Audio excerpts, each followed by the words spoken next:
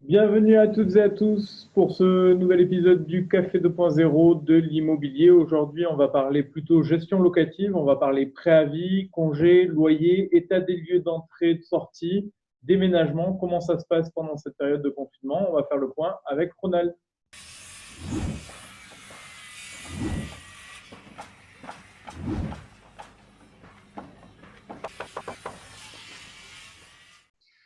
Bonjour à tous, bienvenue à notre Café 2.0, le dernier de la semaine. Nous sommes vendredi et aujourd'hui on va parler propriétaires et locataires pendant le confinement, notamment au moment de quitter le logement. Donc, la première chose, l'état d'urgence étant décrété, la recommandation absolue, c'est de reporter ses départs, ses déménagements, ses états des lieux, tant qu'il n'y a pas une urgence absolue. Donc, on va partir d'un premier cas, c'est si vous souhaitez effectivement rester dans votre logement plus longtemps, qu'est-ce qui se passe? Donc, bien entendu, il faut valider avec votre propriétaire ou votre agence que vous ayez l'autorisation d'y rester. Par contre, vous n'avez plus le statut de locataire.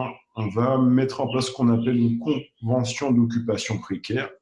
Donc, elle sera valable le temps du confinement et de l'occupation. Et donc, vous continuez à payer les loyers et charges que vous payez le mois précédent. Ensuite,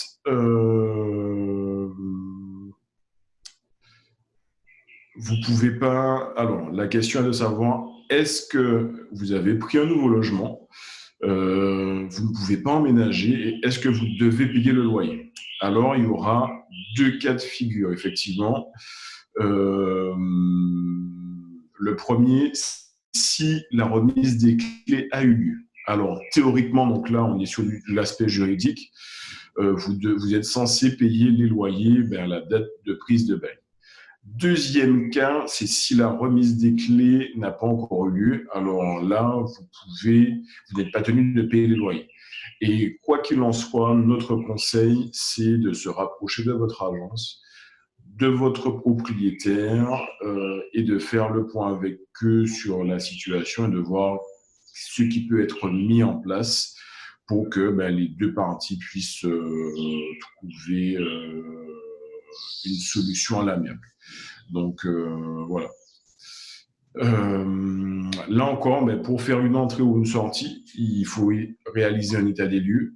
Donc, est-ce qu'il est toujours possible de réaliser des états des lieux d'entrée ou de sortie? Donc, effectivement, il y a les nouvelles technologies. On aurait pu être tenté de dire, on passe par la vidéo ou autre solution. Le problème, c'est qu'un état des lieux est un acte contradictoire. Donc, il faut que les deux parties puissent valider. La recommandation serait de garder les mesures barrières, donc au moins 1 mètre de distance. Mais en fait, on voit qu'il y a quand même pas mal de complexité à cela. Chez Caseo, nous, tous les états des lieux sont suspendus jusqu'à nouvel ordre. Effectivement, la remise des clés peut être délicate puisqu'il paraît que le virus reste sur les objets. Donc, du coup, il est préférable, et s'il est possible de le faire, de reporter l'état des lieux d'entrée ou de sortie. Pourquoi? Parce que là aussi, on va voir aussi sur les déménagements que ça devient complexe. Donc ça, c'est la prochaine question qu'on va voir ensemble. Euh, à savoir que les déménagements sont possibles. Comme je l'ai dit en préambule, ça va dépendre de l'urgence de la situation.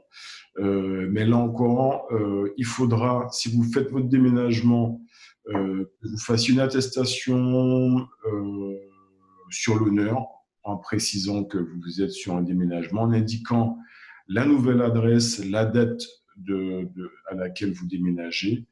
Mais il a été évoqué plusieurs cas bien précis dans lesquels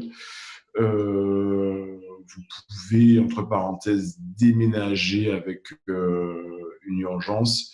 C'est effectivement en cas d'urgence effectivement sanitaire, donc vous avez une obligation d'y aller. Pour une entreprise, et Le dernier cas, c'est tout ce qui est péril, s'il y a péril et tout ça, donc vous êtes dans une obligation donc en fait, c'est vraiment les cas les plus urgents où effectivement le déménagement sera rendu possible. La recommandation, c'est effectivement 5 personnes maximum et toujours étant les gestes barrières. Et d'autant plus que le cinquième point à voir ensemble, c'est qu'il est interdit de recourir à un déménageur professionnel. Le syndicat des déménageurs professionnels, eux, ont levé toute leur activité pendant au moins 15 jours. Et donc, comme je le disais, les seuls cas où il y aurait recours à un déménagement, c'est ce qu'on appelle le relevant d'urgence sanitaire, sociale ou de péril. Donc, ce serait, comme je l'ai dit tout à l'heure, vraiment un cas d'extrême urgence. Donc, comme on le voit, aussi bien sur l'état des lieux d'entrée et de sortie, le déménagement, la prise de possession du logement est compliquée. Donc, l'idéal, c'est de communiquer avec les différentes parties, agences, propriétaires et tout, pour que la solution soit trouvée pour reporter les départs, les aménagements, que ce soit fait sereinement. Dernier point que j'avais déjà abordé la semaine dernière, je rappelle que les loyers des résidences universitaires pour tout ce qui est géré par le CROUS sont suspendus. Donc, si entre-temps, entre le moment où on a fait la première vidéo et celle-là, vous n'avez pas encore contacté votre résidence universitaire, conseillez de le faire au plus vite. Et le dernier point, ça, je vais faire un point un peu plus global, c'est pour les propriétaires, est-ce que les congés peuvent toujours être donnés? Ils sont inquiets par rapport au délai qui court. L'anniversaire de mon bail, c'est 6 mois avant la fin de la période de location et tout ça. Donc, pour vous rassurer, effectivement, le législateur a prévu que tous ces délais soient figés jusqu'à la fin de l'urgence sanitaire au 25 juin.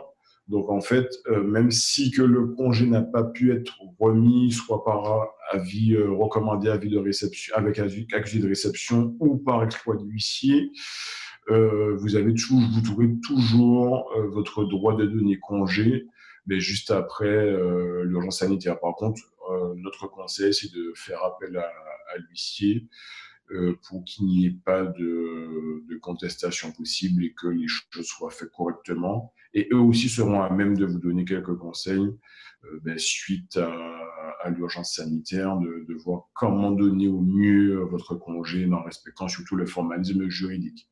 Donc, pour revenir sur ce qu'on a dit aujourd'hui, n'hésitez pas, ne restez pas confinés sans communiquer avec votre agence, votre gestionnaire locatif ou encore votre propriétaire. On est dans une période de confinement, mais aussi de compromis.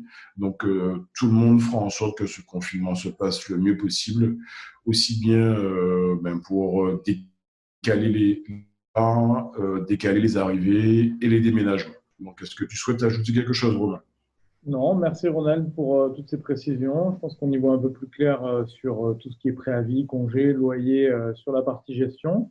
Encore merci. Bonne fin de semaine à vous. Et puis, on se dit à lundi avec une nouvelle semaine des Cafés 2.0 de l'IMO avec plein de questions auxquelles on va tâcher de répondre. Bon week-end. Bye bye. Ciao, ciao.